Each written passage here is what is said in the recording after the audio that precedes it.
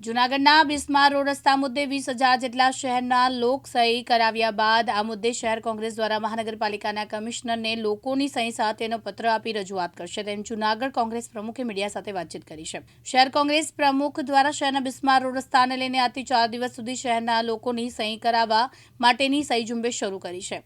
ત્યારે 20,000 લોકો સહી થયા બાદ આ મુદ્દે જૂનાગઢના કમિશનરને લોકોની સહી સાથે પત્ર સાથે કોંગ્રેસ દ્વારા રોડ રસ્તાના મુદ્દે મહાનગરપાલિકાને રજૂઆત કરવામાં આવશે।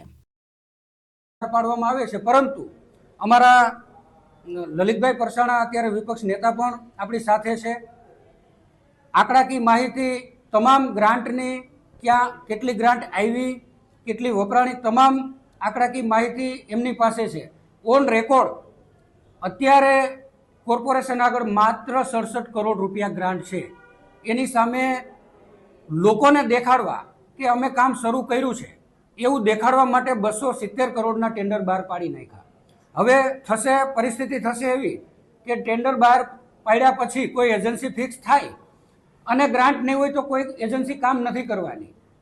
એટલે છેલ્લા 8 વર્ષથી તમે જુઓ કે જૂનાગઢની આવી હાલત છે।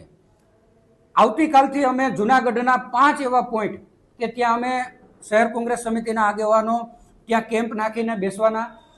11 તારીખથી લઈ અને 14 તારીખ 4 દિવસ સુધી અંદાજે 20,000 સહી એકત્રિત કરી 15મી તારીખે 20,000 સહી વાળું આવેદનપત્ર કમિશનરશ્રીને અમે સુપ્રત કરવાના છીએ।